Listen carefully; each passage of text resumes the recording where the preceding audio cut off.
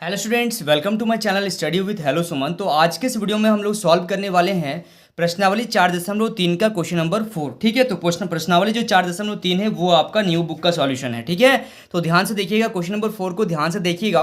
और इससे पहले हम लोगों ने बहुत सारे क्वेश्चन को सॉल्व किए हैं। अगर आपने उस वीडियो को नहीं देखा है तो उसका लिंक मैंने डिस्क्रिप्शन में डाल दिया है, आप जाकर उसको चेक कर लीजिएगा, देख लीजिएगा। ठीक है, चलिए क्वेश्चन नंबर 4 को ध्यान से देखिएगा। क्या निम्न स्थिति संभव है? यदि है तो उसकी वर्तमान आयु ज्ञात कीजिए। दो मित्रों की आयु का योग जो है 20 वर्ष है, यानी कि दो मित्र का जो आयु है अगर उसको हम लोग जोड़ देंगे तो 20 वर्ष आ रहा है। और 4 वर्ष पूर्व उनकी आयु का गुणनफल जो था 48 था। 4 वर्ष पहले का बात किया जा रहा है। ठीक है, क्वेश्चन तो समझ में आ गया होगा आप लोगों को।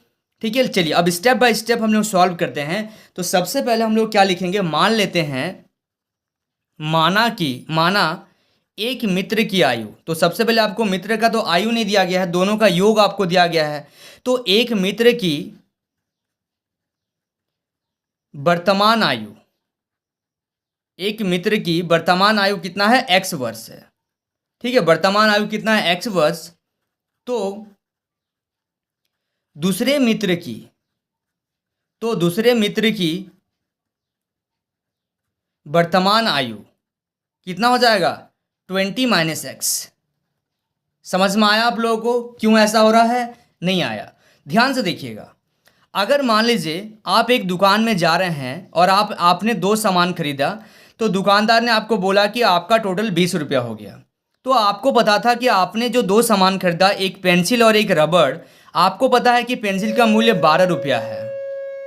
तो आपको क्या पता कि पेंसिल का मूल्य जो है 12 रुपया है, तो टोटल आप 20 रुपया दे रहे हैं। इसका मतलब 20 में से 12 घटाइएगा तभी रबड़ का मूल्य आ जाएगा। तो उसी तरीके से टोटल दोनों को उम्र को जब मिला रहे हैं तो 20 वर्ष हो रहा है। पहला मित्र को हम लोग माने हैं कि x वर्ष, तो दूसरा का कितना हो जाएगा, 20 माइनस एक्स।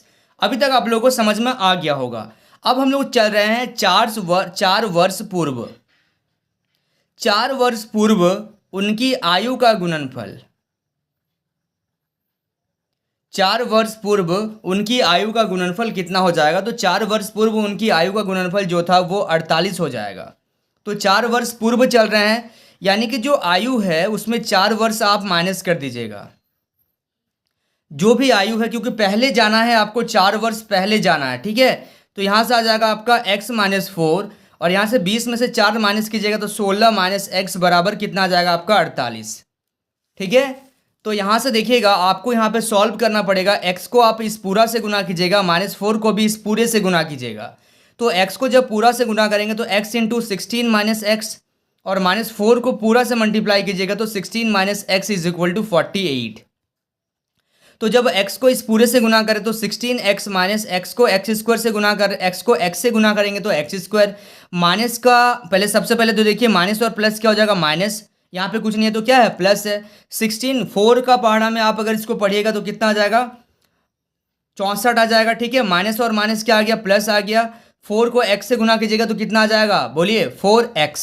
ठीक है, इक्वल टू कितना, 48। यहाँ तक समझ में आ रहा है? अब क्या करेंगे, ध्यान से देखिएगा। यहाँ पे देखिए माइनस एक्स स्क्वायर आ गया, 16 और 4 कितना आ जाएगा आपका 20x, और ये 48 को भी आप इधर लेके आ जाइए तो दोनों जब आ जाएगा तो 64 माइनस 48 बराबर 0। तो यहाँ से आ जाएगा आपका माइनस एक्स स्क्वायर प्लस का 20x माइनस का 112 बराबर 0। अब आप सबसे क्या कीजिए, माइनस कॉमन ले लीजिए। तो माइनस जब आप कॉमन लीजिएगा तो एक्स स्क्वायर, ये जो प्लस का है वो माइनस हो जाएगा, जो माइनस का है वो प्लस हो जाएगा, बराबर 0। और माइनस को आप इधर भेज दीजिए। ठीक है, तो माइनस को जब उधर लेके चल जाएंगे तो क्या हो जाएगा आपका, एक्स स्क्वायर माइनस का 20x प्लस का 12, 112 बराबर 0। तो ये क्या है, अब देखिएगा यहाँ पे हम लोग क्या लिखेंगे, इस समीकरण के मूल का अस्तित्व, अगर इस समीकरण के मूल का अस्तित्व है, ठीक है, या नहीं है, यह क्या करेंगे, जांच करेंगे। इसका अस्तित्व है या नहीं है, इस चीज को हम लोग जांच करेंगे। तो a इक्वल टू क्या आ जाएगा, 1 आ जाएगा। b इक्वल टू यानी कि जो x के साथ है वो b होगा, और c इक्वल टू क्या हो जाएगा 112। ये आ गया ABC। तो d इक्वल टू क्या होता है, d इक्वल टू विविक्तकर होता है b स्क्वायर माइनस 4ac। तो बी स्क्वायर यानी कि -20 का स्क्वायर -4 इंटू ए इंटू सी। ठीक है, अब इसको आप क्या कीजिए, सॉल्व कीजिए। ठीक है, अब आप इसको सॉल्व कीजिए तो 20 का स्क्वायर यानी कि कितना आ जाएगा, -20 का स्क्वायर 400 और इसको गुना कीजिएगा तो 448, यानी कि यह आ जाएगा -48। ये नेगेटिव आ रहा है, तो डी अगर नेगेटिव आएगा तो इसका मतलब हम लोग क्या लिखेंगे, डी अगर नेगेटिव आएगा तो क्या लिखेंगे, यहाँ पे लिखेंगे डी जो है 0 से क्या है, छोटा है, अतः इस छोटा है, इसलिए इस समीकरण का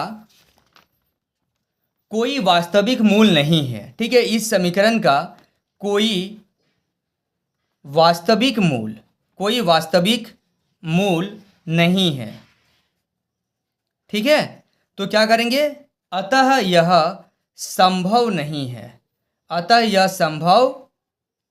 है, ठीक है। आई होप आप लोगों को समझ में आ गया होगा। क्वेश्चन नंबर 4 थोड़ा सा बड़ा क्वेश्चन है, ध्यान से आप लोग देखिएगा। चलिए, so students please note down this question.